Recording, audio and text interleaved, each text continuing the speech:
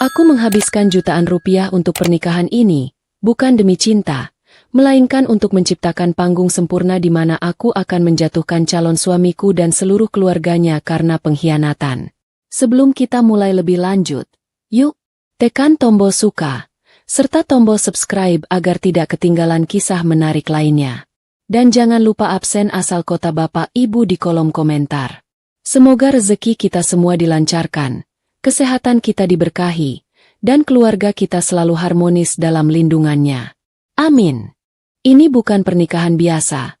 Ini adalah panggung sandiwara terbesar yang pernah aku gelar dalam hidupku. Aku berdiri di tengah rooftop tertinggi di Jakarta, mengenakan gaun putih yang harganya setara dengan biaya operasional bulanan tim marketingku. Di sekelilingku, menara-menara pencakar langit ibu kota menjulang, seolah ikut menyaksikan drama yang sebentar lagi akan meletus. Udara malam yang sejuk dari ketinggian ini seharusnya menenangkan, tetapi justru membuat hatiku berdebar lebih kencang, bukan karena haru, melainkan karena adrenalin yang siap meledak.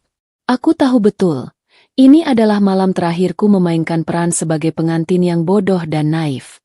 Aku menatap pantulan diriku di jendela kaca, melihat seorang wanita yang baru berusia 28 tahun namun sudah memimpin sebuah startup teknologi finansial raksasa. Orang-orang bilang aku adalah definisi kesuksesan modern, cerdas, ambisius, dan, tentu saja, kaya. Mereka yang hadir malam ini adalah para banker, investor, dan petinggi perusahaan yang keputusannya bisa menggerakkan pasar modal. Mereka datang bukan hanya untukku, tetapi untuk melihat Reza, pria yang mereka yakini akan menjadi pasangan ideal bagiku. Aku tersenyum tipis pada pantulanku, menyentuh kalung yang tersembunyi di balik kain gaun, tempat perekam suara kecil itu bersemayam, siap merekam setiap detak kebenaran. Pesta ini sengaja kuatur sedemikian rupa agar tampak seperti simbol penyatuan dua dinasti ambisius. Semua dekorasi, mulai dari bunga langka yang didatangkan langsung hingga sistem pencahayaan pintar yang dikendalikan melalui aplikasi, harus sempurna. Tujuanku bukan untuk pamer, melainkan untuk meningkatkan taruhan setinggi mungkin. Semakin mewah dan sakral acara ini, semakin memalukan dan fatal konsekuensi yang akan diterima oleh siapapun yang berani mengotorinya. Aku memegang buket bunga mawar putih, merasakan duri-duri kecil menusuk telapak tanganku, sebuah pengingat bahwa keindahan selalu datang bersama rasa sakit. Aku melihat Reza melangkah mendekat dari sudut mataku, dan seperti biasa, senyumnya seakan mampu menghangatkan seluruh ruangan. Ia memang tampan, itu tidak bisa dimungkiri. Postur tubuhnya yang atletis dan jas tuxedo yang pas menjadikannya figur menantu idaman bagi ayahnya, Pak Haris. Reza selalu tahu cara berinteraksi, bagaimana melempar pujian, bagaimana memberikan tatapan penuh kekaguman yang membuat semua orang, termasuk aku sendiri, pernah percaya bahwa cintanya tulus. Jika cinta bisa diukur dengan kemampuannya berakting, Reza pasti sudah memenangkan piala Oscar berkali-kali. Namun, aku sudah lama tahu bahwa tatapan penuh kagum itu sebenarnya tertuju pada laporan keuanganku, bukan pada wajahku. Keraguan pertama muncul bukan dari kata-kata, melainkan dari cara Reza mendesakku untuk menandatangani perjanjian pranikah yang aneh, seolah-olah ia sudah menghitung untung rugi dari perpisahan kami bahkan sebelum kami bersatu. Aku ingat saat itu aku hanya tertawa dan mengatakan, "Reza, semua asetku sudah dikunci di badan hukum. Tidak ada yang bisa kau sentuh. Santai saja." Namun tawa itu kini terasa pahit. Reza bukannya santai. Ia justru mengubah rencananya. Ia tidak ingin uang tunai. Ia menginginkan perusahaanku seutuhnya. Dari kejauhan, aku melihat Burima, calon ibu mertuaku, sedang tertawa terbahak-bahak sambil memeluk salah seorang founder dari perusahaan saingan. Senyumnya lebar sekali, tetapi matanya, mata itu, tidak pernah bisa berbohong. Mata Burima selalu memancarkan aura kelaparan, seolah setiap orang di sekitarnya adalah dompet berjalan yang harus segera dikuras isinya. Ia terlihat begitu bangga mengenakan perhiasan yang ku tahu persis dibeli dengan uang kartu kredit suplemenku, yang katanya untuk keperluan persiapan pernikahan darurat. Aku sempat berpikir, ya ampun, kartu kredit itu sudah kublokir 3 jam yang lalu. Selamat menikmati penolakan transaksi. Di samping Burima berdiri Siska, adik iparku, yang sibuk membetulkan letak ponselnya di tengah kerumunan tamu penting. Siska ini adalah definisi sosialita tanpa modal. Sejak awal, kehadirannya di sisiku hanyalah untuk mendapatkan endorsement gratis dan numpang tenar di akun media sosialku yang memiliki jutaan pengikut. Ia selalu mengeluh tentang betapa sulitnya hidup sebagai orang biasa, di samping seorang CEO sepertiku. Padahal aku tahu ia menghabiskan waktu seminggu hanya untuk memilih filter foto yang paling bagus demi mengesankan betapa ia sangat mencintaiku sebagai calon kakak ipar. Aku bahkan sempat tertawa dalam hati saat melihat Siska mencoba mencuri perhatian Pak Haris, ayahku, dengan mengajaknya bicara tentang investasi mata uang kripto. Ayahku hanya menanggapi dengan anggukan sopan khas konglomerat tua yang sudah muak dengan hype murahan. Aku berpikir, "Nak, ayahku sudah membeli dan menjual seluruh rantai pasok kripto itu bahkan sebelum kau tahu apa itu blockchain. Usahamu sia-sia." Kehadiran mereka di sini bukanlah sebagai keluarga, melainkan sebagai penonton barisan depan yang haus akan kejayaan materi. Kedatangan Arkalah yang akhirnya membuat hatiku benar-benar tenang. Arka, CEO-ku yang juga sahabat terbaikku, berdiri di samping ayahku, Pak Haris. Ia tidak mengenakan tuxedo pengiring pengantin, melainkan setelan jas kantor yang rapi, yang entah mengapa, terasa lebih meyakinkan daripada kostum pangeran yang dikenakan Reza. Matanya yang tajam sempat bertemu pandang denganku. Ia memberiku anggukan singkat dan tak kentara, sebuah kode rahasia yang berarti, semua sudah siap. Perangkap sudah terpasang. Tenang saja. Ayahku, Pak Haris, terlihat sangat bahagia, dan rasa nyeri di hatiku semakin menjadi-jadi. Beliau membesarkanku seorang diri dan selalu mempercayai semua pilihanku, termasuk pria yang akan kujadikan suami. Beliau yakin Reza adalah pria baik-baik. Melihat senyum tulus itu, aku tahu aku harus mengakhiri sandiwara ini dengan cepat, sebelum fitnah keji keluarga Reza benar-benar melukai kehormatan ayahku. Aku harus menyelamatkan kehormatan kami, bahkan jika itu berarti menghancurkan hari paling bahagia, atau paling mahal, dalam hidupku. Pembawa acara mengumumkan bahwa kini tiba waktunya untuk toast, momen di mana aku dan Reza akan menyampaikan janji dan harapan kami kepada para tamu. Reza meraih tanganku, tangannya hangat, sehangat janji-janji palsu yang sering ia bisikan padaku di malam hari. Kami berjalan bersama menuju panggung kecil yang dipenuhi gelas kristal. Lampu sorot diarahkan ke kami, membuat kami tampak seperti pasangan paling berbahagia di dunia. Aku tahu, ini adalah detik-detik terakhir sandiwara ini sebelum tirai besi di belakang panggung ditarik. Reza mulai berbicara, melontarkan kalimat-kalimat manis tentang masa depan, cinta sejati, dan betapa beruntungnya ia memilikiku. Suaranya halus, sangat meyakinkan. Aku memperhatikan para investor penting di barisan depan mengangguk-angguk setuju. Rencana keluarga Reza untuk memeras hartaku pada momen sakral ini bukanlah ide spontan, tetapi strategi yang matang. Mereka memilih momen toast karena tahu mood para tamu sudah mabuk sampanye dan sulit bereaksi cepat. Dan juga karena timing ini akan menjadi berita utama di pagi hari. Ketika Reza mengakhiri pidatonya dengan ciuman singkat di keningku, tepuk tangan riuh terdengar. Dia kemudian menyerahkan mikrofon kepadaku. Inilah giliranku. Aku merasakan getaran kecil dari perekam suara di dadaku, memberiku keberanian.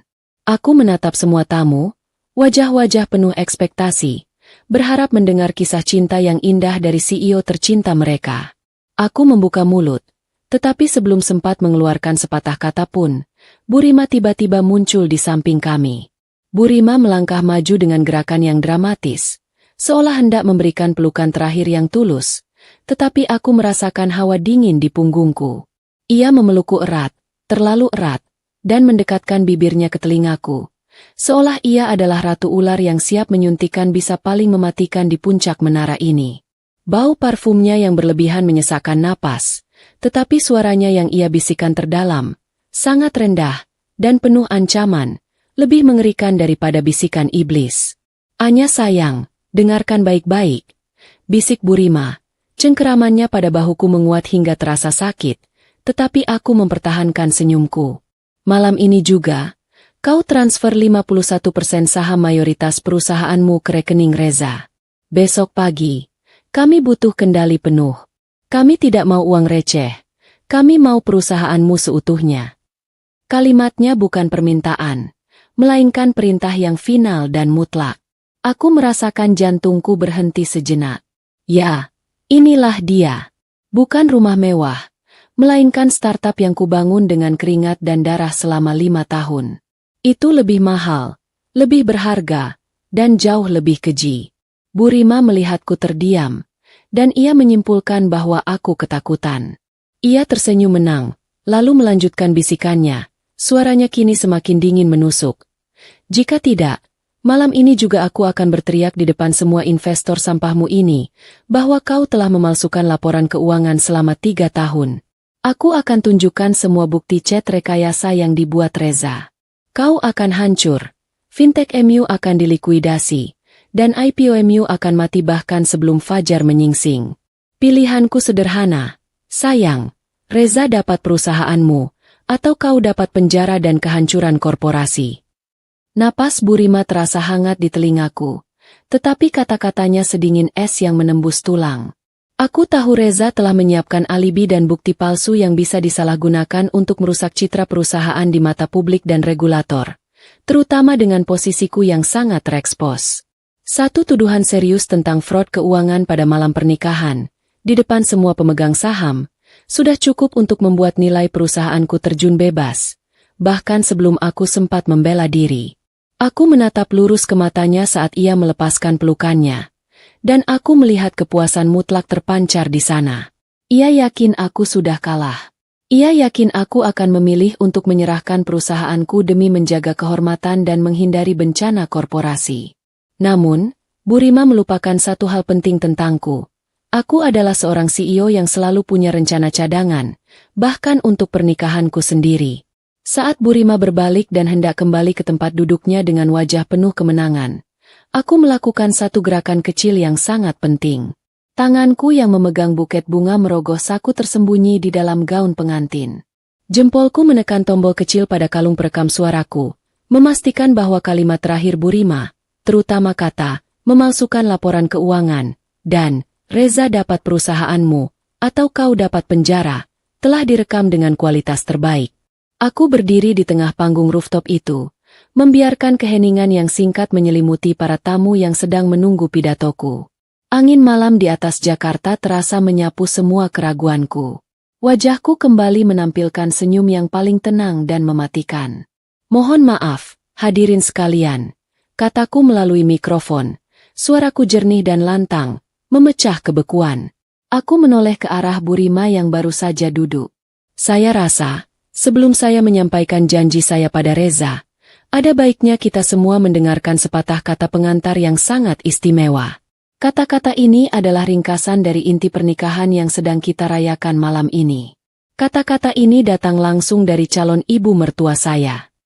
Aku kemudian mengangkat tangan kananku, mengarahkan buket bunga itu ke mikrofon, dan dengan gerakan yang sangat terukur, aku menekan tombol putar pada perekam tersembunyi. Biarkan seluruh ibu kota malam ini tahu, bahwa ini bukanlah pernikahan, melainkan sebuah medan perang korporasi yang keji. Keheningan yang mencekam segera pecah, digantikan oleh suara Bu Rima yang tiba-tiba menggelegar ke seluruh penjuru rooftop yang mewah itu. Suara rekaman itu, yang diulang dengan kualitas jernih melalui sistem tata suara berteknologi tinggi, terdengar kejam, serakah, dan tak memiliki sedikitpun sentuhan seorang ibu. Setiap kata tentang tuntutan 51% saham dan ancaman memalsukan laporan keuangan mengalir deras, memantul dari dinding-dinding kaca gedung pencakar langit di sekitar kami. Aku hanya berdiri tegak di panggung, menyaksikan hasil karyaku. Para tamu undangan, yang tadinya sibuk mengobrol santai, mendadak membeku di tempat, dengan gelas champagne setengah kosong di tangan. Reaksi mereka sangat memuaskan, seolah-olah mereka baru saja menyaksikan CEO muda kesayangan mereka menampar founder perusahaan lain di depan umum. Bukan sekadar drama keluarga biasa. Ini adalah corporate thriller yang dipentaskan di ketinggian 100 lantai. Aku melihat Bu Rima, yang baru sedetik lalu duduk dengan wajah penuh kemenangan, kini berdiri kembali dengan mata melotot dan kulit wajah pucat pasi. Bedak tebal yang ia kenakan tidak mampu menyembunyikan gurat kepanikan yang menjalar. Ia terlihat seperti boneka porselen yang tiba-tiba menemukan dirinya dilempar ke dalam tungku api. Tidak, Itu bohong. Itu rekaman palsu. Matikan. Matikan, teriak Burima, mencoba menerobos kerumunan tamu untuk naik ke panggung. Ia bergerak cepat, tetapi gaun mewahnya yang terlalu ketat dan hak tingginya yang semampai justru menyulitkan gerakannya. Dalam upaya yang menggelikan, ia tersandung karpet merah, jatuh tersungkur di depan meja investor yang paling dihormati oleh ayahku. Aku hampir tertawa terbahak-bahak melihat adegan itu. Karma ini cepat sekali bekerjanya, pikirku. Reza sendiri? Ia hanya diam mematung di sampingku, tangannya dingin dan gemetar. Seluruh darah seolah telah meninggalkan wajahnya. Pria yang tadi berbicara lantang tentang masa depan cinta kini berubah menjadi patung pengecut yang bahkan tidak mampu menatap mataku. Sikap diamnya ini, lebih dari suara rekaman manapun, adalah bukti paling otentik bahwa ia terlibat sepenuhnya dalam rencana busuk ibunya. Ia tahu persis bahwa ia adalah kaki tangan dalam upaya pemerasan korporasi ini. Aku kembali memegang mikrofon, menunggu hingga keributan yang disebabkan oleh Burima mereda. Dengan nada yang jauh lebih tenang dari suara heboh Burima, aku berkata, "Seperti yang Anda semua dengar, itulah doa istimewa yang diberikan calon ibu mertua saya pada momen sakral ini. Beliau tidak meminta restu, melainkan meminta kendali perusahaan. Dan, lebih parah lagi, beliau mengancam akan menyebarkan fitnah bahwa saya telah memalsukan laporan keuangan." Burima, yang baru saja berhasil berdiri, kembali berteriak. Suaranya serak dan penuh sumpah serapah, menuduhku sebagai penyihir licik yang menjebaknya. Aku membiarkannya berteriak, karena setiap kata histeris yang keluar dari mulutnya hanya menegaskan betapa berbahayanya ia dan betapa benarnya keputusanku. Aku tahu persis, kebohongan yang paling keji harus dilawan dengan kebenaran yang paling mutlak. "Tenang, Burima. Tidak perlu panik," kataku. Kini suaraku terdengar sedikit menyindir. "Anda menuduh saya curang dalam laporan keuangan, yang mana tuduhan itu sangat serius di hadapan para investor ini. Baiklah, kita akan buktikan siapa yang curang dan siapa yang berintegritas." Aku memberi isyarat tangan ke arah Arka, yang berdiri diam dan tegak di dekat ayahku. Seketika itu juga, lampu-lampu utama meredup, dan layar LED raksasa di belakang panggung menyala terang. Semua mata tamu, yang tadinya tertuju pada drama Burima di lantai, kini beralih ke layar. Di sana terpampang sebuah dokumen digital yang sangat rapi dan kredibel, dengan kop surat resmi dan logo firma Creditable, salah satu perusahaan audit terbesar dan paling dihormati di dunia. Dokumen itu adalah final audit report perusahaanku yang baru saja selesai. Di sana tertulis jelas dengan huruf kapital tebal, status kepatuhan keuangan sangat baik. Tidak ditemukan adanya indikasi fraud atau malapraktik korporasi. Buku keuangan fintech telah divalidasi sepenuhnya. Tanggal laporan itu ditandatangani dan dicap resmi hanya 24 jam yang lalu. "Saya telah mengantisipasi tuduhan murahan ini," kataku, sambil menunjuk layar dengan alat penunjuk laser. 6 bulan lalu, begitu kecurigaan saya pada keluarga ini menguat, saya segera meminta tim audit independen dari Creditable untuk melakukan audit mendalam. Ini buktinya. Anda semua bisa memindai kode QR yang tertera di sana untuk verifikasi langsung ke situs web mereka. Keterkejutan tamu kali ini bukan lagi karena drama, melainkan karena kagum atas kecerdasan dan persiapan matangku. Mereka, para investor yang hadir, kini tahu bahwa integritas perusahaanku berada di atas segalanya. Dan ancaman Burima hanyalah gertakan kosong yang penuh kepalsuan. Tuduhan utama yang seharusnya menghancurkanku, kini berbalik menjadi bumerang yang menancap kuat di leher Burima. Burima terhuyung-huyung.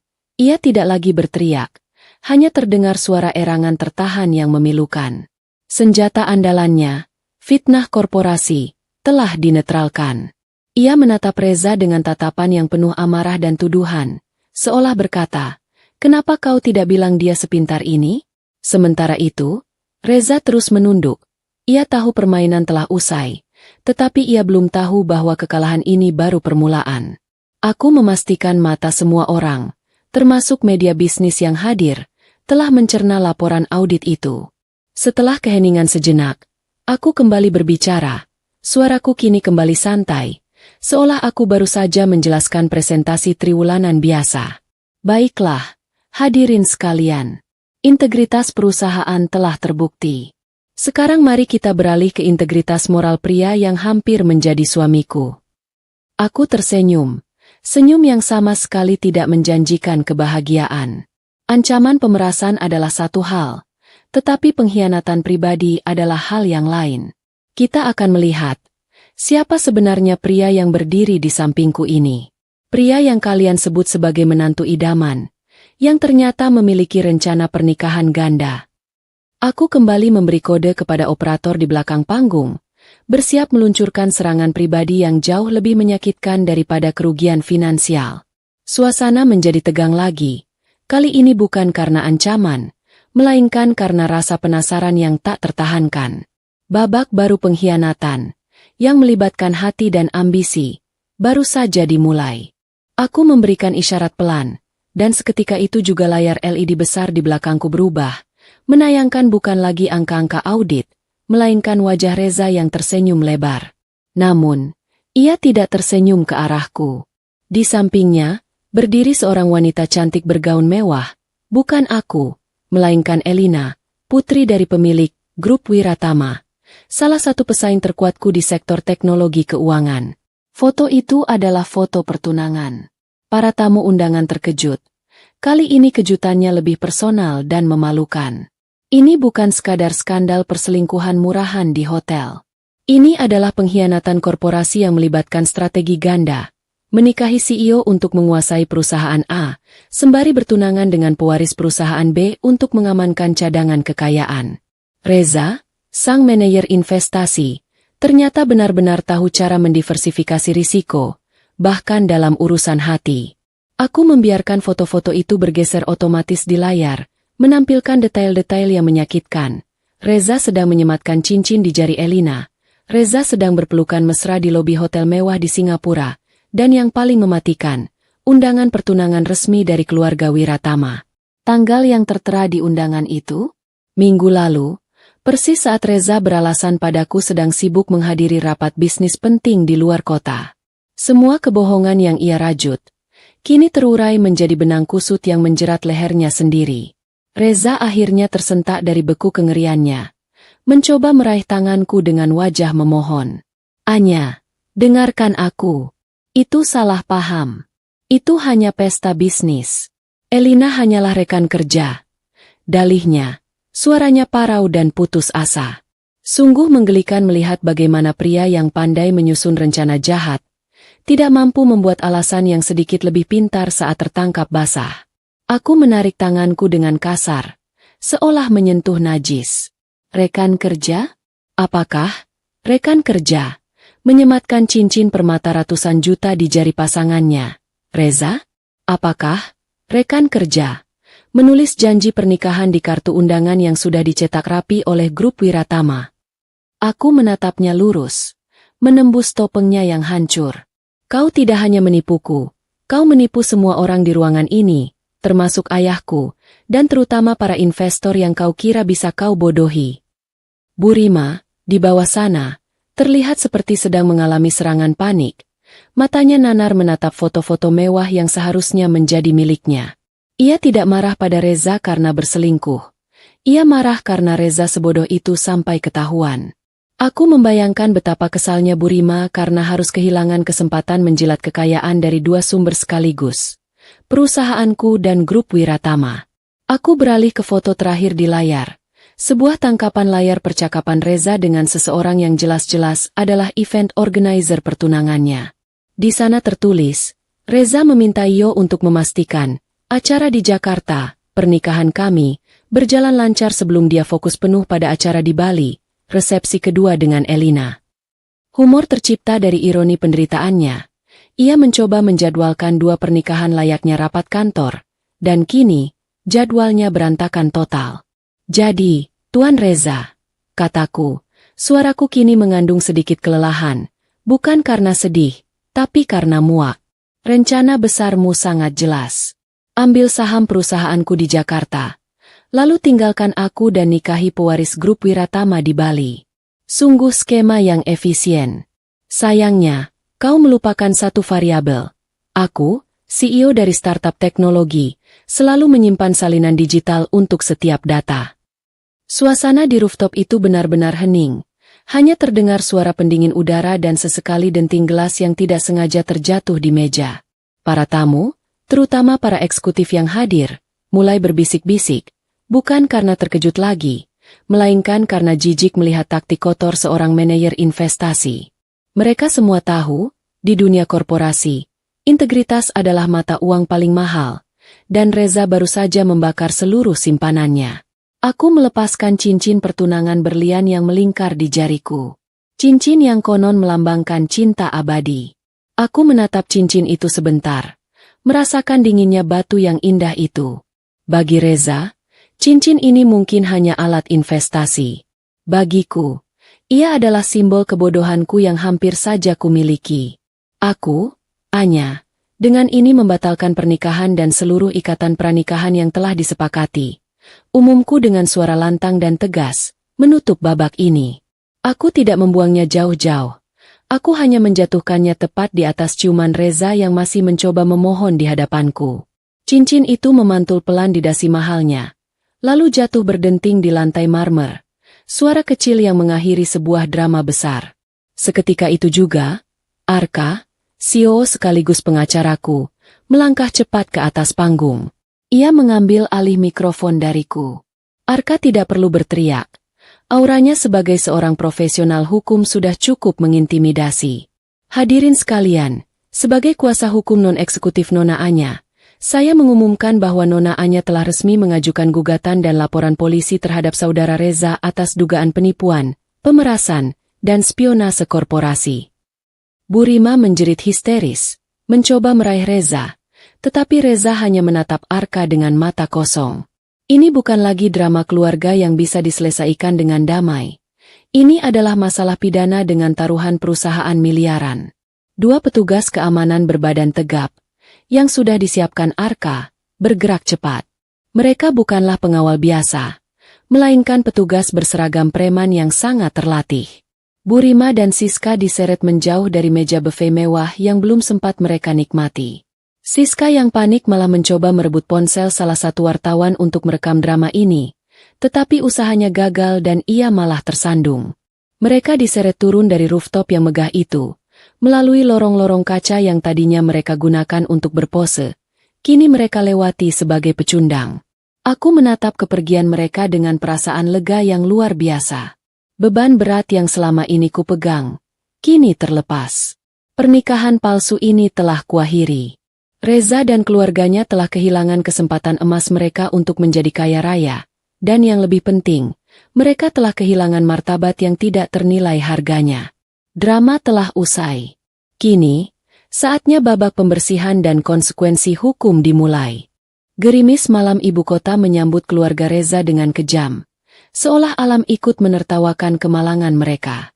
Petugas keamanan yang disiapkan Arka tidak mengantar mereka dengan baik-baik, melainkan menyeret Bu Rima, Reza, dan Siska melewati lobi mewah hotel, tempat para tamu VIP masih menyesap minuman, lalu melempar mereka begitu saja ke trotoar jalan utama CBD Jakarta.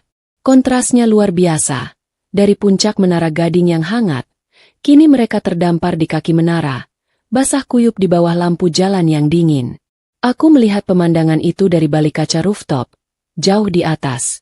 Menyaksikan tiga sosok kecil yang kini terlihat menyedihkan. Bu Rima menjerit-jerit.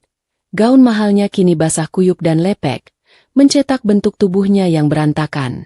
Ia terus memaki, menuduhku penyihir jahat, tetapi suaranya yang melengking itu tenggelam oleh deru klakson taksi dan bisingnya lalu lintas malam. Siska, seperti biasa, yang pertama kali panik karena urusan duniawi. Ia sibuk mencoba melindungi tas tangannya, yang ku tahu palsu, sambil merengek mencari ponselnya untuk memesan taksi daring. Ia tidak peduli dengan kehormatan yang hancur, ia hanya ingin segera menghilang dari pandangan umum, apalagi setelah tahu banyak wartawan yang sudah merekam kejadian memalukan ini. Saat Siska berhasil meraih ponselnya yang basah dan mencoba memasukkan tujuan, transaksinya gagal. Ia mencoba lagi, menggesek kartu kredit suplemen yang selama ini ia gunakan untuk membeli pakaian dan perhiasan demi pamer. Lagi-lagi ditolak. Ia membanting ponselnya ke aspal saking frustrasinya. Kartunya mati. Ini pasti kerjaan Anya si iblis itu, teriak Siska, menendang-nendang genangan air di trotoar. Dan ia benar. Sejam sebelum akad, Arka sudah memastikan semua akses finansial tambahan yang pernah kuberikan pada Reza dan keluarganya, termasuk kartu suplemen yang sering disalahgunakan Burima dan Siska, sudah kublokir permanen. Jeda humor. Aku hanya ingin mereka tahu, pesta buffet malam ini adalah makanan mewah terakhir yang benar-benar bisa mereka telan. Reza, yang paling tenang sekaligus paling hancur, hanya berdiri mematung di pinggir jalan. Setelan tuksedonya yang tadi gagah kini kotor dan berantakan. Ia tidak peduli lagi dengan kartu kredit atau Siska yang rewel. Dalam benaknya, ia pasti sedang menghitung total kerugian, perusahaan, kehormatan, dan yang paling parah, backup kekayaan dari grup Wiratama. Ia telah kehilangan 2 calon istri sekaligus. Aku tahu persis mengapa Reza dan Burima begitu terburu-buru menuntut saham perusahaan di pelaminan. Itu bukan hanya karena keserakahan, tetapi karena mereka harus menutupi lubang besar yang menganga. Reza bukan hanya manajer investasi, ia adalah penjudi berisiko tinggi yang hancur oleh kesombongan. Beberapa bulan terakhir, Reza dan ibunya menggunakan informasi sensitif dari komputerku, yang ia dapatkan secara ilegal, untuk melakukan perdagangan saham jangka pendek. Mereka bertaruh besar pada proyek yang mereka yakini akan gagal, berharap untung dari penjualan pendek.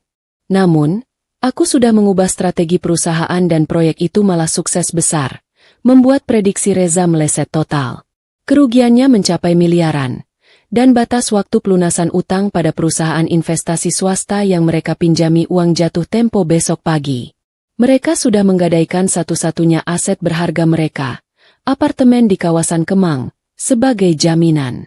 Permintaan saham perusahaanku malam ini hanyalah upaya terakhir untuk mendapatkan dana segar guna menyelamatkan apartemen mereka sekaligus menutupi kerugian di bursa. Gagal. Total. Apartemen itu akan disita besok pagi, dan utang miliaran itu akan tetap melilit leher mereka. Reza tidak hanya mencoba merampok perusahaanku, ia juga mencoba menyeretku ke dalam kehancuran finansialnya sendiri. Di bawah, aku melihat Burima berhasil menghentikan sebuah taksi reguler yang usang. Setelah tawar-menawar yang alot, karena mereka harus membayar tunai sisa uang receh di dompet Reza, mereka akhirnya berhasil masuk. Pintu taksi itu tertutup, memisahkan mereka dari gemerlap lampu CBD yang menjanjikan kemakmuran, membawa mereka kembali ke realitas yang jauh lebih suram. Aku menghela napas panjang, membiarkan Arka mengambil alih panggung untuk menenangkan para tamu dengan pembicaraan tentang strategi bisnis triwulanan. Ayahku menghampiriku, memelukku erat, suaranya bergetar karena bangga dan lega. Beliau tidak marah karena pesta pernikahan ini hancur. Beliau bersyukur putrinya tidak jadi menikah dengan ular berbisa. Kau luar biasa, nak. Selalu selangkah lebih maju, bisik ayahku. Aku hanya tersenyum. Aku tidak merasa puas, hanya merasa dingin dan kosong. Pembalasan ini bukanlah tentang kepuasan emosional, melainkan tentang penegakan keadilan. Malam itu, saat para tamu mulai berpamitan dan suasana rooftop kembali hening, aku tahu keluarga Reza baru saja memulai perjalanan panjang mereka menuju karma yang sesungguhnya. Mereka tidak lagi memiliki status, tidak memiliki pekerjaan, dan sebentar lagi, tidak memiliki tempat tinggal. Mereka telah menukar berlian yang mereka miliki, yaitu integritas dan kesempatan, dengan selembar kertas utang yang tidak akan pernah bisa mereka bayar. Aku menatap ke langit Jakarta yang kini dihiasi rintik hujan. Hujan itu seolah mencuci semua sisa-sisa kemunafikan dan keserakahan yang baru saja terjadi. Permainan besar telah selesai, dan para pecundang baru saja menyadari bahwa mereka harus meninggalkan Menara Gading. Perjalanan pulang dari rooftop Jakarta menuju apartemen mereka di Kemang terasa seperti perjalanan turun dari surga ke lumpur. Taksi usang yang mereka tumpangi berbau pengap dan bising. Begitu tiba di lobi apartemen yang seharusnya menjadi tempat berlindung, Reza, Burima, dan Siska tidak lagi saling memeluk. Mereka saling melontarkan kata-kata tajam penuh tuduhan. Burima menyalahkan Reza karena perselingkuhan yang bodoh itu, sementara Reza membentak balik, menuding keserakahan ibunya lah yang membuatku mengambil tindakan secepat itu. Apartemen yang tadinya terasa hangat kini terasa dingin, seolah energi buruk telah menggantung di udara. Belum sempat Bu Rima mengganti gaunnya yang basah, bel pintu apartemen mereka berbunyi dengan nada yang panjang dan mengintimidasi. Bu Rima menyuruh Reza membuka pintu, berharap itu hanya tetangga. Namun, yang berdiri di ambang pintu bukanlah tetangga yang berbaik hati, melainkan dua orang pria berbadan besar dari firma private equity yang memegang surat penyitaan. Wajah mereka datar, tetapi tatapan mereka sangat jelas. Waktu kalian sudah habis. Reza hanya bisa menatap surat sita yang dicetak tebal itu, yang menyatakan bahwa karena utang perdagangan saham ilegalnya gagal dibayar tepat waktu, apartemen ini harus segera diserahkan sesuai perjanjian jaminan. Bu Rima menjerit histeris, jauh lebih keras daripada saat ia jatuh di panggung pernikahanku. Ia mencoba bernegosiasi, merengek tentang kemanusiaan dan martabat, tetapi para pria berbadan besar itu tidak peduli. Mereka sudah biasa menghadapi drama seperti ini. Segala kemewahan yang mereka kumpulkan, seperti sofa mahal, televisi layar lebar, bahkan koleksi tas Siska, kini harus dikemas cepat-cepat. Aku tahu, proses penyitaan itu sudah kuperkirakan dan memang sudah seharusnya terjadi. Mereka telah bertaruh dengan kekayaan yang mereka tidak miliki, dan kini saatnya mereka membayar. Jeda humor. Bu Rima yang tadi ngotot meminta 51% sahamku, kini malah sibuk memeluk panci keramik yang takut disita, sebuah ironi tentang prioritas kekayaan. Siska, yang melihat barang-barang mewahnya diangkut, tiba-tiba memiliki ide. Ia berhenti menangis dan mengambil ponselnya yang retak. Kehancuran tidak berarti akhir dari drama. Bagi Siska, kehancuran adalah kesempatan konten yang sempurna. Jika mereka tidak bisa menang di ruang rapat, mereka akan mencari simpati di ruang publik. Di tengah kekacauan pengangkutan barang, Siska mengatur pencahayaan seadanya, menyuruh Bu Rima duduk di lantai yang kotor, dan mulai merekam video. Bu Rima, meskipun fisiknya hancur, aktingnya sebagai ibu yang terzalimi ternyata cukup meyakinkan. Ia membiarkan riasannya berantakan, membuat air mata palsu bergaris hitam di pipinya yang pucat, menyempurnakan visual penderitaan. Narasi yang mereka bangun sangat keji, memutarbalikan fakta 180 derajat. Bu Rima menuduhku sebagai CEO yang tidak berperi kemanusiaan, menggunakan uangku untuk menjebak dan menghancurkan keluarga sederhana mereka. Mereka bilang aku berhalusinasi tentang pemerasan saham karena frustrasi dengan Reza, yang sebenarnya menolakku karena aku terlalu kaku dan haus kekuasaan. Siska ikut menimpali, menuduh Arka memalsukan bukti foto pertunangan Reza. Video itu diberi judul provokatif, "Kami korban CEO kejam yang gila kekuasaan." Video itu diunggah ke semua platform sosial Siska yang masih memiliki jutaan pengikut. Dalam hitungan jam, video tersebut meledak. Algoritma internet menyukai drama, terutama drama David melawan Goliat, si miskin yang dizalimi oleh si kaya. Para netizen yang tidak paham seluk-beluk audit korporasi dan spionase bisnis langsung larut dalam air mata buaya Bu Rima. Mereka melihat seorang ibu tua menangis di lantai dan seorang anak muda yang kehilangan segalanya. Kolom komentar dibanjiri dukungan bagi keluarga Reza. Aku mulai dituduh sebagai wanita jahat, si Ratu Es dari korporasi yang merusak hidup orang lain. Tagar yang mendukung Reza dan keluarganya mulai mendaki tangga tren. Pesta rooftopku yang tadinya berita positif, kini berubah menjadi lambang kesombongan yang patut dihujat. Aku tidak berada di rooftop lagi. Aku sudah di rumah, di ruang kerjaku, ditemani Arka yang terlihat sangat geram melihat serangan balik murahan ini. Arka ingin segera menghubungi tim hukum untuk menuntut pencemaran nama baik. Namun, aku menahannya. Tidak perlu panik, Arka, kataku, sambil memantau grafik viralitas video Bu Rima di salah satu monitor. Ini adalah reaksi standar dari penipu yang terdesak.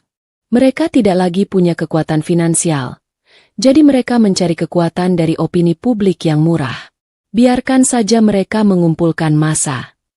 Aku tersenyum tipis, sebuah senyum yang kini lebih sering muncul di wajahku. Semakin tinggi video ini viral, semakin banyak orang yang akan menyaksikan kehancuran mereka saat kita meluncurkan serangan balik yang terstruktur. Mereka sudah memintanya. Arka, kini, saatnya kita beri mereka apa yang mereka inginkan, kebenaran yang menelanjangi.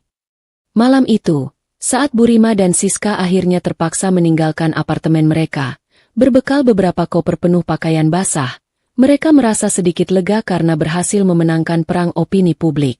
Mereka lupa, aku belum memamerkan bukti terkuat yang akan membuat seluruh dunia tahu bahwa mereka bukan hanya penipu, melainkan juga pengkhianat dan pencuri data yang berbahaya. Fintechku selalu unggul dalam data, dan kali ini, data akan menjadi algojo terakhir mereka. Aku membiarkan video tangisan palsu Burima dan Siska beredar selama 12 jam penuh. Cukup lama untuk mencapai puncaknya di seluruh lini masa media sosial. Tujuanku bukan mematikan kebohongan itu, melainkan mengumpulkan sebanyak mungkin penonton. Semakin banyak orang yang percaya pada drama mereka, semakin besar dampak dari kehancuran yang akan kuberikan selanjutnya. Aku tahu waktu terbaik untuk menyerang adalah saat musuh merasa paling kuat. Pagi itu, saat netizen masih ramai menghujatku sebagai CEO berhati batu, aku dan Arka sudah bersiap di studio mini di kantor kami. Atmosfernya jauh dari ketegangan, justru terasa tenang dan sangat profesional. Kami duduk di depan kamera, dengan latar belakang yang elegan, diapit oleh tim legal dan seorang ahli forensik digital dari perusahaan keamanan siber independen. Kontrasnya luar biasa dengan video Burima yang buram dan penuh drama histeris di lantai apartemen kotor. Tepat pukul 10 pagi, saat trending topik yang mendukung keluarga Reza mencapai posisi teratas, kami memulai siaran langsung. Aku membuka siaran itu dengan senyum kecil yang ramah, tanpa sedikit pun nada marah atau membela diri. Aku berbicara santai, seolah hendak menjelaskan produk baru perusahaanku, bukan menanggapi drama sampah. Terima kasih atas perhatian Anda semua pada pesta pernikahan kami yang viral, kataku, memandang lurus ke kamera. Namun, ada sedikit kekeliruan informasi di luar sana. Tuduhan bahwa saya menjebak calon suami dan keluarganya karena gila kekuasaan harus segera diluruskan. Saya bukan gila kekuasaan, saya hanya mencintai kebenaran, dan saya memiliki bukti yang akan membuktikannya. Aku kemudian menyerahkan panggung sepenuhnya kepada Arka, yang berbicara dengan otoritas seorang pengacara top yang tidak bertele-tele. Arka tidak menyajikan emosi, ia hanya menyajikan fakta. Di layar, Arka mulai menampilkan screenshot dari sistem keamanan perusahaanku. Ini adalah bom waktu yang sebenarnya. Nona Anya tidak menuduh tanpa dasar. Ini adalah data forensik yang diambil dari komputer saudara Reza. Jelas Arka, suaranya dingin dan tegas. Di layar, muncul metadata dari file-file internal perusahaanku yang sangat rahasia, lengkap dengan tanggal, jam, dan lokasi kapan file itu disalin secara ilegal ke flash drive pribadi Reza. Terbukti, Reza telah mencuri rahasia dagang, bukan semata-mata berselingkuh. Arka melanjutkan dengan menampilkan aliran dana yang ditransfer dari rekening Reza ke Bursa Efek, sesuai dengan transaksi perdagangan saham ilegal yang gagal. Bukti ini, digabungkan dengan dokumen utang yang sudah kami tunjukkan sebelumnya, membuktikan satu hal, Reza bukanlah korban, melainkan pelaku spionase korporasi yang bertujuan memeras perusahaanku. Jeda humor. Burima, yang sebelumnya menangis karena dituduh gila harta, kini terbukti gila harta, dengan bukti transfer bank yang sangat rinci. Dalam waktu singkat, seluruh narasi yang dibangun Burima runtuh menjadi debu. Para netizen yang tadinya bersimpati kini merasa ditipu mentah-mentah. Kolom komentar siaran langsungku dibanjiri permintaan maaf dan hujatan balik yang sangat pedas ditujukan kepada keluarga Reza. Tagar pendukung mereka lenyap, digantikan oleh tagar yang menuntut Reza dan keluarganya di penjara. Sementara itu, di kantor lamanya yang megah, Reza baru saja selesai menghadapi manajer HRD dan direktur utama. Arka tidak hanya mengirim bukti corporate espionage itu ke netizen, ia mengirimkannya ke kantor hukum Reza dengan tuntutan ganti rugi yang besar. Bagi perusahaan keuangan, seorang karyawan yang terlibat insider trading dan spionase adalah aib yang tak termaafkan. Reza mencoba membela diri, mengatakan itu urusan pribadi, tetapi direktur tidak peduli. Saudara Reza, Anda menggunakan data curian dari calon istri Anda sendiri, yang mana ini adalah pelanggaran kode etik dan pidana. Kami tidak mempekerjakan pencuri, kata direktur dengan jijik, sambil melemparkan amplop berisi surat pemecatan dan tanpa pesangon. Reza keluar dari kantor itu, bukan lagi sebagai manajer investasi yang berwibawa, melainkan sebagai kriminal yang baru saja kehilangan status dan masa depannya. Di lift yang turun perlahan dari lantai atas, ia menatap pantulan dirinya yang hancur. Ia menyadari, hukuman finansial yang ia terima dari perusahaanku jauh lebih kejam daripada yang ia bayangkan. Ia kembali ke tempat persembunyian keluarganya yang baru, sebuah kamar sewa kecil dan lembab di pinggiran kota, karena apartemen mereka sudah disita.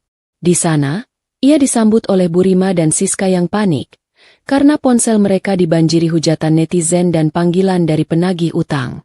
Melihat ibu dan adiknya menangis histeris di atas kasur tipis yang bau apek, dan dirinya sendiri kini tanpa pekerjaan dan tanpa masa depan, Reza ambruk.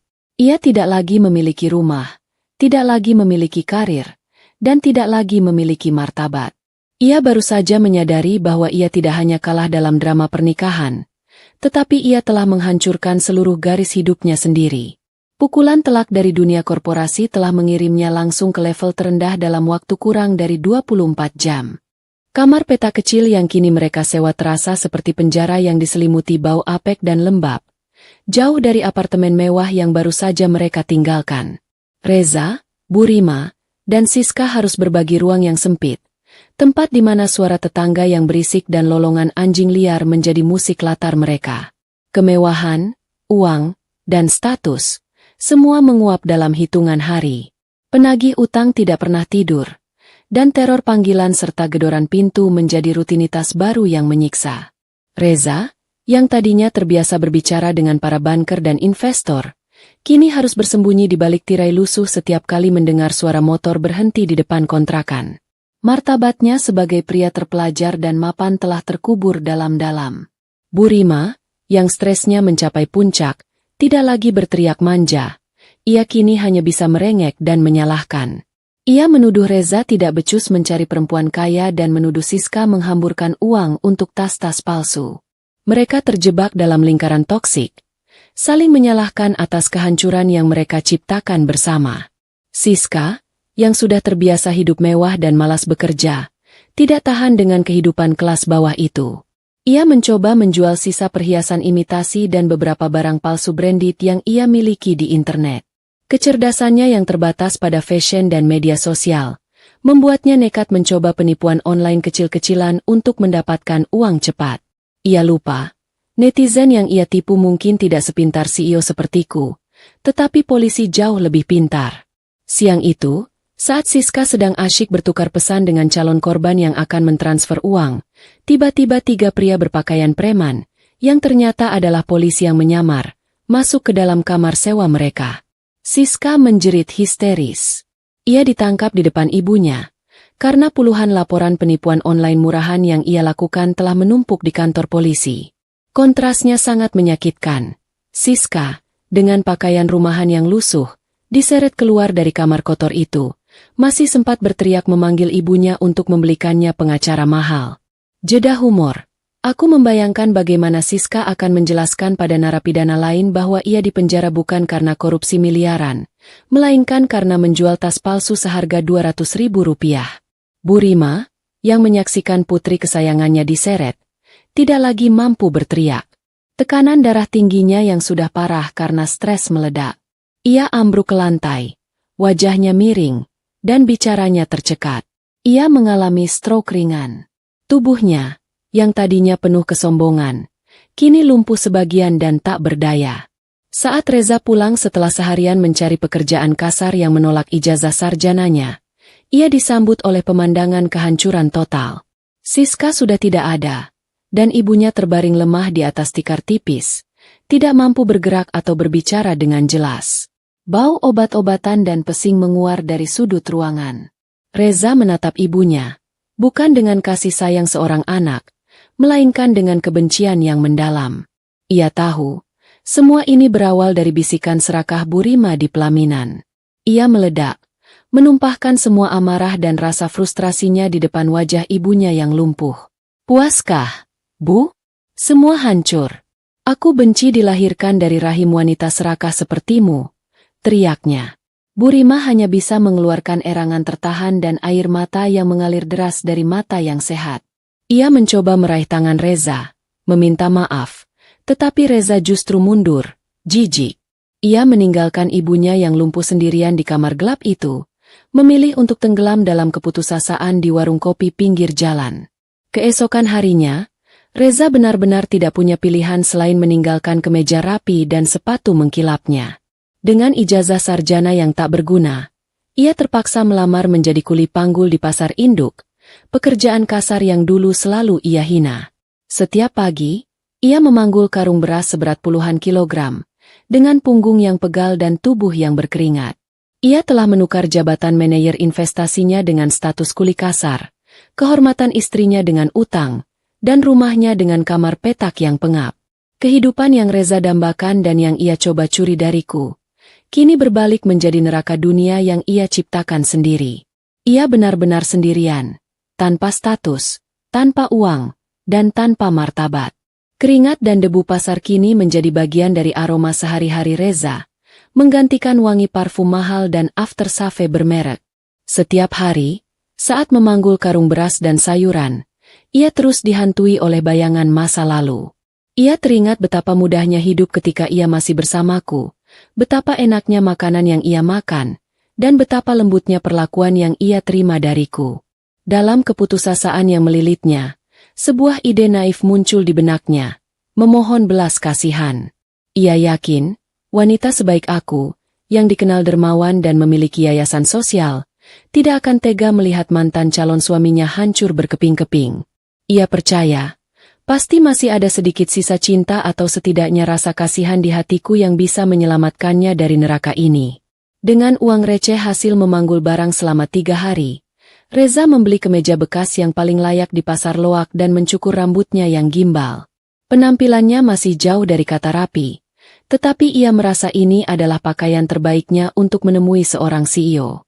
Ia pergi ke gedung perkantoran mewah tempat fintechku berkantor, sebuah menara kaca yang dulu ia masuki sebagai calon suami pemiliknya, kini ia masuki sebagai seorang pengemis.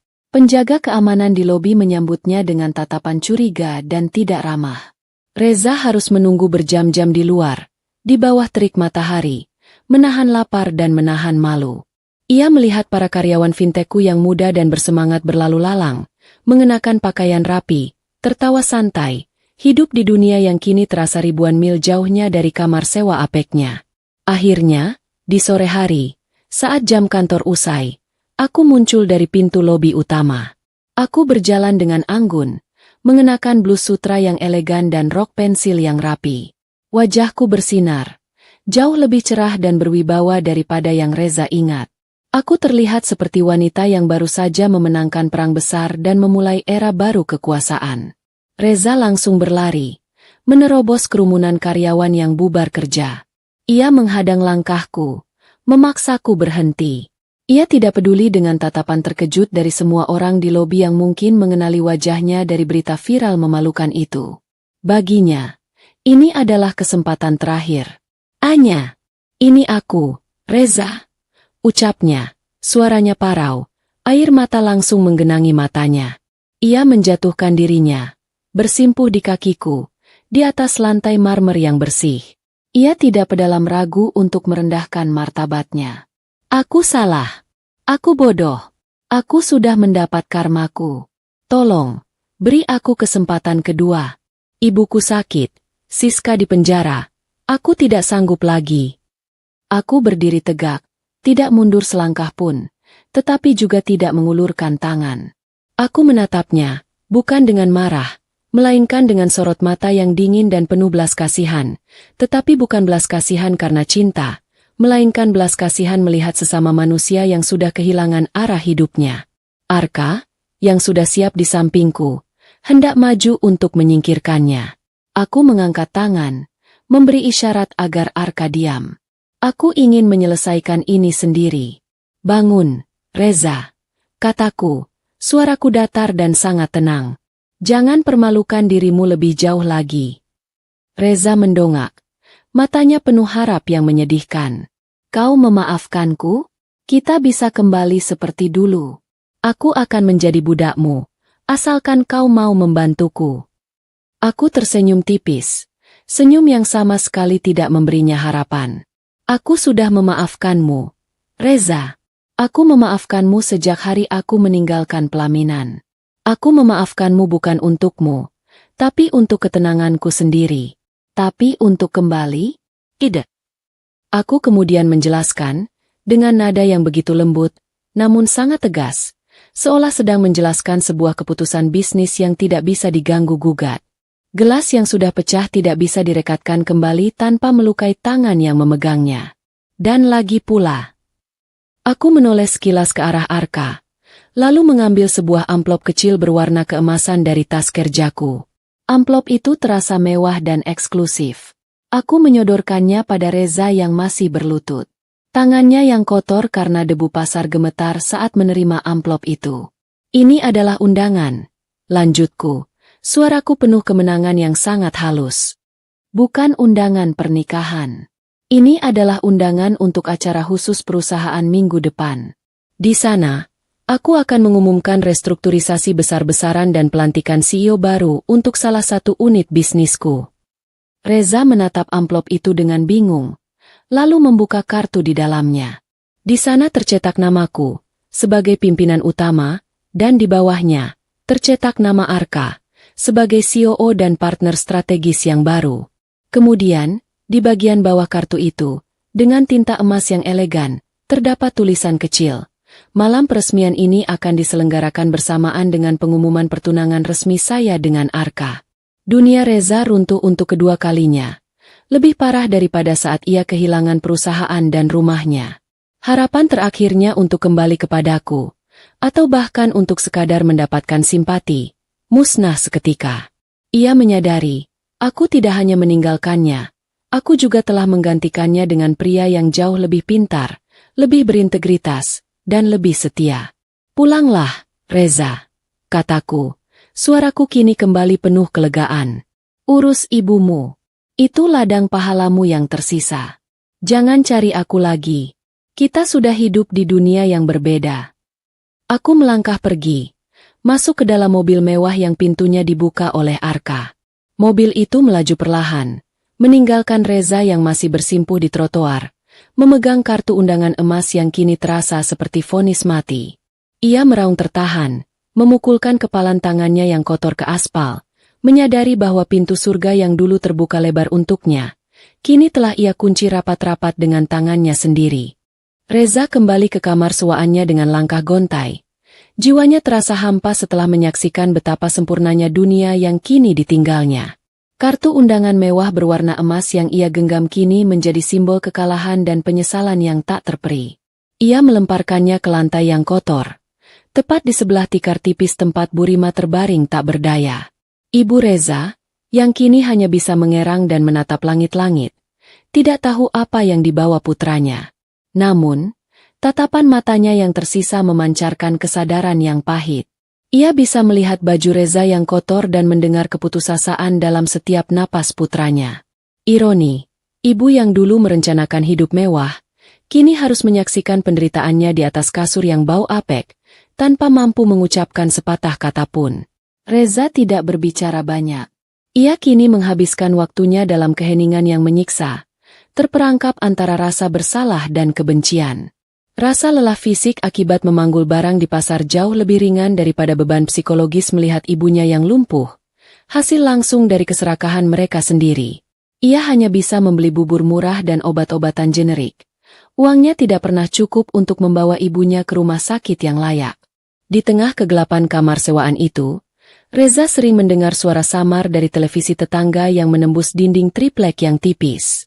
Berita yang ditayangkan seringkali menyinggung keberhasilanku, tentang peresmian kantor cabang baru perusahaanku, atau tentang talk show di mana Arka berbicara tentang integritas dalam bisnis. Semua itu menjadi penyiksaan yang berulang bagi Reza. Malam-malam Burima diwarnai dengan erangan pelan yang menyayat hati, seolah ia mencoba menyampaikan permintaan maaf yang tak akan pernah bisa keluar dari mulutnya. Ia mencoba meraih tangan Reza, tetapi tangan lumpuhnya hanya gemetar di udara. Reza biasanya akan menghindar, tetapi malam itu, entah mengapa, ia membiarkan tangannya digenggam. Genggaman tangan Bu Rima sangat lemah. Namun Reza merasakan penyesalan yang mendalam. Ia tahu ibunya sedang mencoba mengatakan sesuatu. Mungkin tentang maaf, mungkin tentang cinta, atau mungkin tentang betapa ia menyesal mengajaknya dalam rencana pemerasan itu. Reza hanya menatap wajah ibunya yang miring. Wajah yang penuh dengan kerutan kepanikan yang terlambat. Reza tidak bisa lagi menahannya. Ia membiarkan air matanya jatuh, bukan karena sedih, tetapi karena rasa lelah yang luar biasa. Ia lelah menjadi korban, lelah menjadi pelaku, dan lelah melihat konsekuensi dari kebodohannya. Ia adalah seorang manajer investasi yang pintar, tetapi keserakahan telah merusak semua kalkulasinya. Keesokan paginya, saat sinar matahari samar-samar menyentuh lantai kamar sewaan yang lembab, Bu Rima sudah tidak merespons lagi. Tangan Reza masih memegang erat tangan ibunya yang kini dingin. Tidak ada drama, tidak ada jeritan histeris, hanya keheningan yang mutlak. Ibu yang dulu ambisius dan gila harta, kini pergi tanpa membawa apa-apa, kecuali utang dan kehancuran bagi kedua anaknya. Reza mengurus pemakaman ibunya sendirian, sederhana dan tanpa dihadiri siapapun, kecuali beberapa tetangga yang hanya melihatnya dengan tatapan iba bercampur jijik. Siska tidak bisa hadir karena masih mendekam di penjara. Ia benar-benar sendirian, tanpa keluarga, tanpa pekerjaan, dan tanpa tempat tinggal. Kini, setelah semua drama usai dan semua konsekuensi telah dibayar, Reza tidak lagi mencoba mencari alasan untuk hidup mewah. Ia menerima takdir barunya sebagai kuli panggul di pasar. Ia menyadari, ini adalah harga yang harus ia bayar seumur hidup, melihat keindahan dunia dari kejauhan, sementara tangannya sendiri harus bekerja keras untuk makanan hariannya. Ia kembali ke pasar, memanggul beban berat di punggungnya, tidak lagi mencari cara untuk menghubungiku atau Arka. Ia hanya sesekali menatap ke arah gedung-gedung tinggi di CBD Jakarta yang menjulang angkuh, tempat aku memulai babak baru hidupku. Ia tahu, ia adalah hantu masa lalu yang tidak lagi kasat mata di dunia korporasi itu. 1 tahun berlalu, dan langit di atas Jakarta terasa begitu cerah, seolah alam ikut merayakan babak baru yang penuh ketulusan. Pernikahan keduaku tidak digelar di rooftop yang penuh intrik, melainkan di taman hijau yang asri dan privat, jauh dari mata media dan ambisi korporasi yang berlebihan. Ini adalah pesta yang intim, di mana setiap senyum dan pelukan terasa murni, tanpa ada ancaman atau rencana jahat tersembunyi. Aku mengenakan gaun putih yang lebih sederhana, tetapi entah mengapa, aku merasa 1000 kali lebih cantik. Kecantikanku kali ini berasal dari ketenangan batin, dari kepastian bahwa pria yang berdiri di hadapanku adalah pasangan hidup dan bisnis sejati, bukan predator yang bersembunyi di balik jas tuxedo. Aku melihat Arka, suamiku, menatapku dengan mata berkaca-kaca, penuh janji perlindungan dan rasa hormat. Pak Haris, ayahku, berdiri tegak di sisiku, matanya memancarkan kebanggaan yang sesungguhnya. Ia tidak perlu lagi khawatir putrinya akan jatuh ke tangan orang yang salah. Acara pernikahan ini terasa ringan, penuh tawa, dan yang paling penting, jujur. Tidak ada lagi drama histeris atau pengumuman tuntutan hukum, hanya ikrar suci yang lantang dan meyakinkan. Di tengah kebahagiaan itu, aku dan Arka juga merayakan keberhasilan perusahaan kami yang baru saja menyelesaikan proses IPO dengan sukses besar. Saham kami naik pesat, didukung oleh kepercayaan investor yang kembali setelah kami membuktikan integritas kami dalam drama pemerasan itu. Kekuatan kami kini bukan hanya finansial, tetapi moral. Setelah pesta selesai, aku dan Arka tidak pergi berbulan madu ke luar negeri. Kami langsung menuju rumah baru kami. Sebuah penthouse mewah di atas menara tertinggi di CBD. Rumah yang sama persis dengan yang dulu diminta Bu Rima secara paksa. Bedanya, rumah ini kubeli dengan uang keringatku sendiri. Dan kini, ia menjadi tempat kami membangun kehidupan yang jujur. Jauh di sudut kota, di tengah debu dan hiruk-pikuk pasar, Reza sedang menyelesaikan giliran kerjanya sebagai kuli panggul. Ia tampak lusuh, tubuhnya menyusut, dan kulitnya terbakar matahari. Rambutnya acak-acakan, matanya cekung, dan ia terlihat jauh lebih tua dari usianya. Ia tidak lagi peduli dengan penampilannya. Ia hanya peduli pada uang receh yang bisa ia kumpulkan untuk membayar sewa kamar sempitnya. Saat ia melewati jalan menuju kompleks perumahan elit, sebuah mobil hitam mengkilap melintas pelan di sebelahnya. Dari balik kaca mobil itu, ia melihat sekilas siluetku. Aku sedang tersenyum, berbicara santai dengan Arka di kursi kemudi. Mobil itu melaju mulus, membawa kami masuk ke gerbang kompleks yang dijaga ketat. Gerbang yang memisahkan dunia kami selamanya. Reza hanya bisa terpaku, memegang karung kosong di tangannya. Pemandangan itu, meskipun singkat, menjadi penegasan paling menyakitkan dari karmanya. Wanita itu, rumah itu, kebahagiaan itu, semua seharusnya menjadi miliknya. Ia menukar semuanya dengan keserakahan yang bodoh. Ia tahu, ia tidak akan pernah bisa melintasi gerbang tinggi itu lagi. Ia membalikan badan, menyeret langkahnya yang berat, kembali ke kehidupan gelapnya yang tidak berujung. Ia tidak lagi merasa cemburu, hanya keputusasaan yang hampa. Ibunya sudah tiada, adiknya di penjara, dan ia sendiri adalah bayangan yang berjalan di tepi jalan raya. Ia benar-benar telah menjadi hantu masa lalu. Aku berdiri di balkon penthouseku yang baru, menatap cahaya kota yang berkilauan di bawah. Arka datang dari belakang, merangkulku dengan lembut. Aku menoleh ke arah jalan raya, di mana aku sempat melihat sekilas sosok pria kurus yang berjalan menjauh. "Kau sedang melihat apa, sayang?" tanya Arka. Aku tersenyum damai, membalikan badan dan memeluk suamiku erat. Aku tidak menyebut nama Reza. Aku hanya sedang melihat masa lalu yang sudah pergi. Arka, jawabku. Dan aku bersyukur, karena ia tidak akan pernah bisa kembali lagi. Aku menarik Arka masuk ke dalam ruangan yang hangat, dan dengan gerakan perlahan, aku menutup tirai jendela kaca tebal itu. Suara bising dan hiruk-pikuk dunia luar seketika meredam. Di dalam rumah tanggaku yang baru, hanya ada kehangatan, kejujuran, dan janji untuk masa depan yang sukses dan bahagia. Drama telah berakhir, dan aku telah memulai hidupku yang sebenarnya.